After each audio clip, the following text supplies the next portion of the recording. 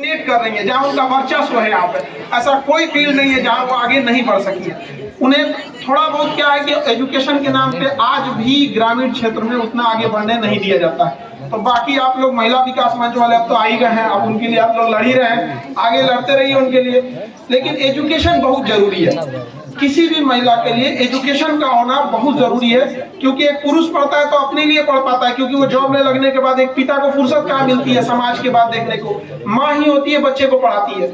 इसलिए पुरुष के साथ साथ महिलाओं का पढ़ाना जरूरी है। और हम लोग तो पटना के वो ऐसे जगह से है जहाँ की हमारी मेयर भी महिला ही है, और ये बहुत सौभाग्य की बात है यहाँ पर, और इतने लंबे समय से। और आपका भी बहुत बहुत धन्यवाद मैम, आप भी प्रेरणा की एक स्रोत है महिलाओं के लिए, ताकि अगर कोई भी पढ़ लिख के आगे बढ़ेगा तो उसके लिए आज के समय में जो भी महिलाएं आगे गई हैं वो एक प्रेरणा का स्रोत है कि आपको आगे बढ़ने से कोई नहीं रोकेगा। कई बार ऐसा होता है कि महिला लोग कहने लगती हैं कि हम पुरुषों से कम है क्या। अरे ये बताइए, कई मामलों में तो आप लोग पुरुषों से आगे हैं, तो क्यों अपने आप को पीछे खींच के लाना चाह रही है कि हम पुरुषों से कम है क्या। बहुत सारी चीजों में होते हैं आप लोग बेटर है। किसी में पुरुष जैसे कोई शारीरिक श्रम करना है तो नेचर ने उन्हें उसी हिसाब से बनाया है, उसमें वो आगे निकल रहे हैं। आप बहुत सारी चीजें हैं जैसे घर का मैनेजमेंट है, बच्चे का पालन पोषण है, एक नई पीढ़ी को आगे लेके जाना है, उसमें आप लोग बेटर है। तो फिर अपने आप को क्यों पीछे लाने की कोशिश कर रही है कि हम महिलाओं से कम है। तो हर फील्ड में, जिस फील्ड में रहे आप लोग उस फील्ड में बेटर काम करें। आप एक चीज और, अभी के टाइम पे एजुकेशन का मतलब केवल ये नहीं होता है कि पढ़ाई लिखाई करके एक डिग्री ले लेना।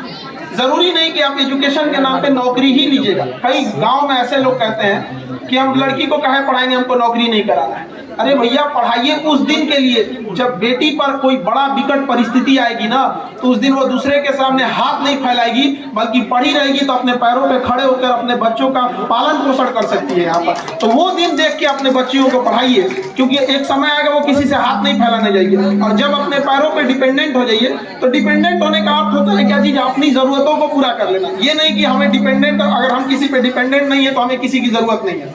इंसान एक सामाजिक जीव होता है, समाज में हम सब की जरूरत होती है। चाहे हम जितने भी डिपेंडेंट हो जाए, चाहे जो भी इतना भी आगे बढ़ जाए, समाज को छोड़ के हम नहीं रह सकते हैं।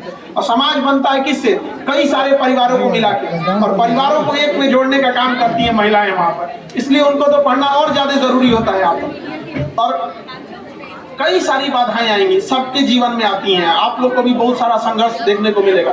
सोशल मीडिया का जमाना, एक तो हमेशा कहते हैं कि जितना सोशल मीडिया पे महिलाओं की इज्जत होती है, काश उतना धरातल पे हो जाता। बाप रे बाप, कोई शिकायतें नहीं थी।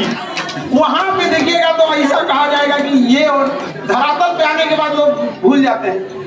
यूपीएससी में दहेज ना लिया जाए इसके लिए 10 पन्ना का निबंध लिख के लाएगा और अपनी 1 करोड़ दहेज ले लेगा। जैसी समस्याओं को तो हम तो महिला विकास मंच से भी एक चीज कहेंगे कि इसमें भी कोई विचार किया जाए कि जिन महिलाओं को दहेज नहीं लिया जाता है और जो दहेज लिया जाता है, उन दोनों में कोई ऐसा डिफरेंस रहना चाहिए कि समाज को भी मैसेज जाए कि अगर दहेज नहीं लिए हैं तो देखिए किस तरह से आपके परिवार को समेट के रखा गया है, टूटने से बचाया गया है। तो एक काम ये भी तो हम लोग कर सकते हैं। आप लोग ज्यादा हैं, आपकी आवाज ज्यादा महिलाओं के बीच में, आप लोग उनके ग्राउंड रियलिटी को जानते हैं। जैसे हम तो एक शिक्षक है, तो हम सबसे बेहतर ढंग से बच्चों की प्रॉब्लम जानते हैं। उस तरह से आपका जुड़ाव महिलाओं से, शायद उस प्रॉब्लम को भी आप जानती होंगी जिसे वो पब्लिकली नहीं बोल पाती है।